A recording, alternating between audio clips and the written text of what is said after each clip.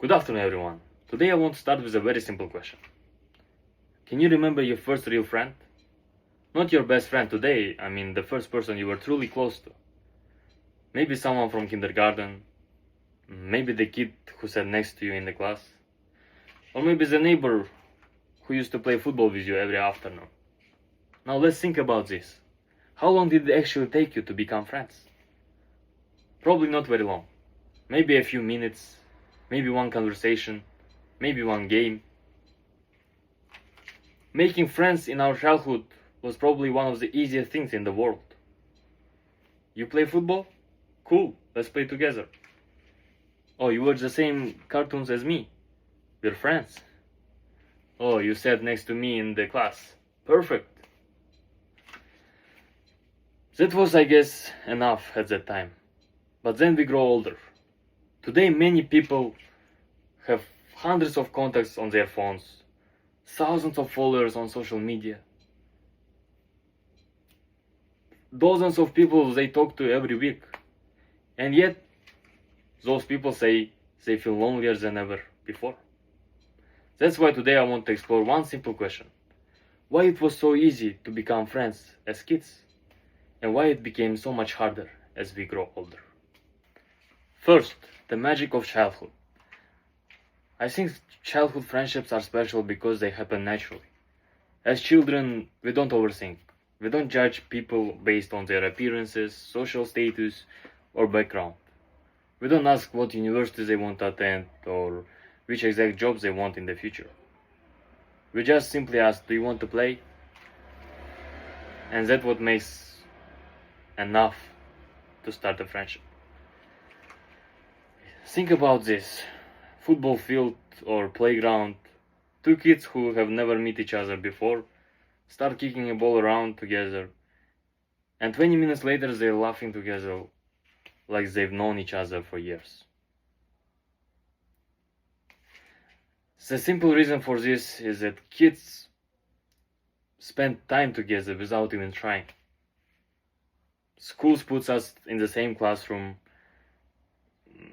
We see the same faces every day, share the same jokes, or sometimes even the problems. So friendship doesn't need a plan. It's just life simply keeps bringing people together. 2. What's next? Something changes. We leave school, we go to university, some start working, some move away, some move to another city or move to another country even. And life suddenly becomes busy. In our childhood, we saw our friend every day without any effort. But now we have to check our schedule, find a free evening for the person, and hope the other person is not busy too. I think we don't lose our ability to make friends as an adult. We lose much more important than that. We lose time. And maybe time is a real secret behind friendships.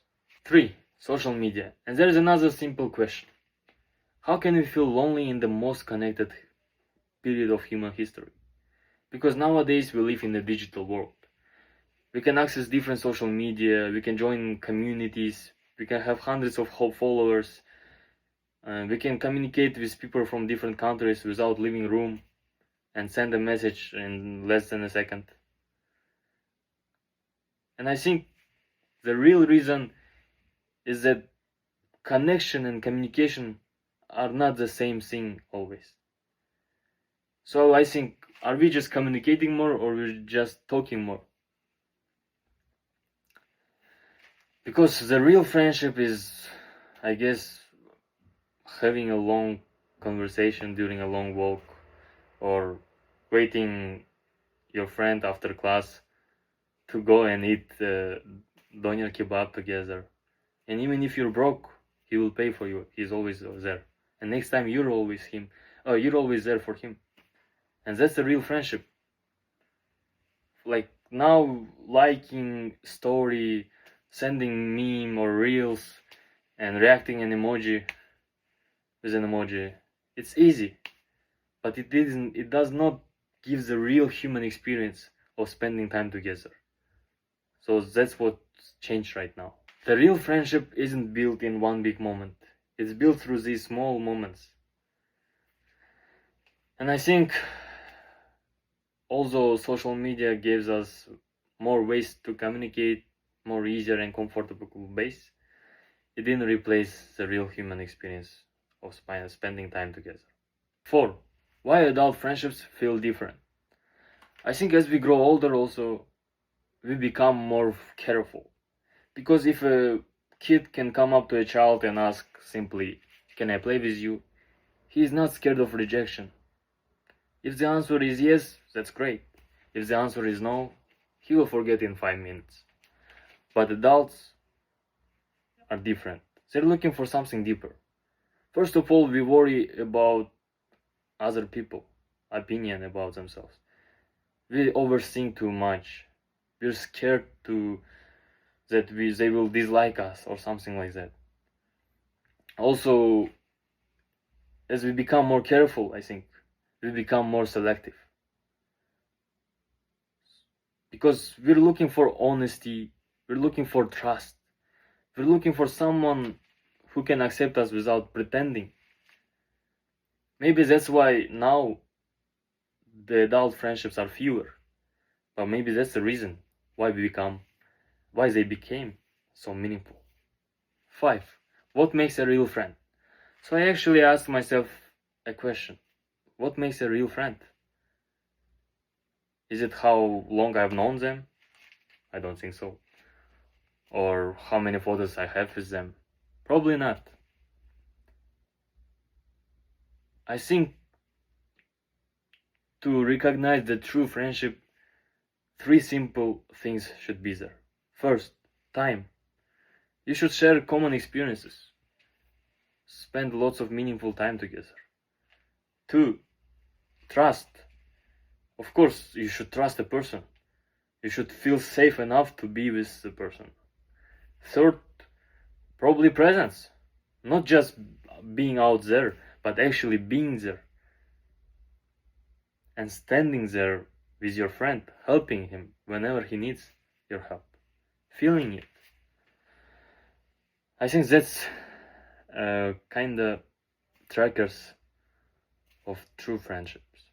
When I first started thinking about the topic, I thought growing up destroys friendships. But now I think I was wrong. Friendships in childhood gives us easy friends because we're always together. But adulthood gives us something different. It gives a chance to discover who really matters. As kids, we share the same place and that's why we have lots of friends.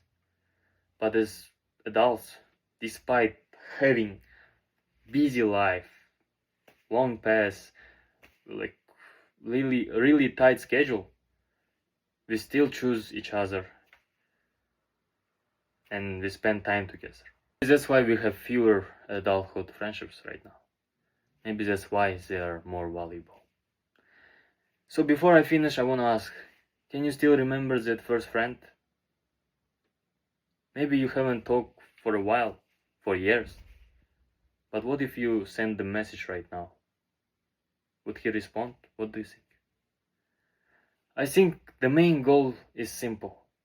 As we grow up, the goal is not just collecting friends, but actually meeting those ones, although limited, but the ones who are real, who will be with you until the end, who can help you and save you literally anytime. That's why they are more meaningful, and that's why we have few friends.